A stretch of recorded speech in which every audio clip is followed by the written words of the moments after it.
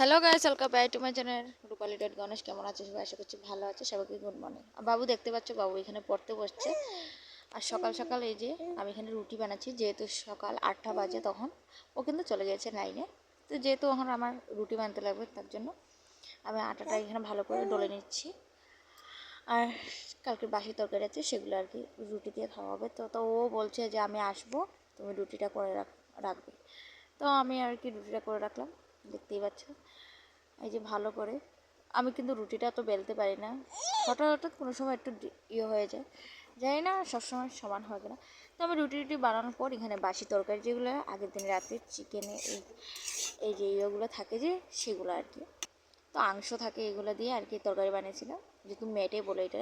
তো মেটে টিক দিয়ে তরকারি বানিয়েছিলাম সেগুলো আর কি। তো সকালে এখানে বাবুকে খাইয়ে দিয়ে দিয়াকে স্নান করে সাজিয়ে গুজিয়ে ঘুম পাতিয়ে দিলাম।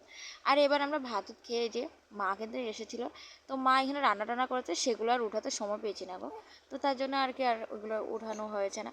তো দুপুরে আমরা খাওয়া দাওয়া করে 4টার দিকে ঘুমিয়ে একটু শুয়েছিলাম। তো মা তার আবার 5টার দিকে চলে যাবে। তো তার জন্য বাবু তো কিন্তু এর আগেই চলে গিয়েছে গাড়ি করে মাস্টারের সাথে। আর মাত্রা প্রায় 5টা 5:30 বেজে গিয়েছে। 5টা 5:30 বাজে, কিন্তু অনেকটা আলো বোঝা যায়, 3টা 3:30 বাজে সেভাবে। আর প্রচুর বৃষ্টি হচ্ছে। তো এখানে আমরা ছাতাটা চলে যাচ্ছে, যেহেতু বৃষ্টি পড়ছে তার জন্য। যাই হোক, এখানে মাও যাচ্ছে গিয়ে, বোনও যাচ্ছে গিয়ে, ভালো লাগছে না শরীরটাকে, কেমন জানি ঘরটা ফাঁকা ফাঁকা লাগছিল তার জন্য।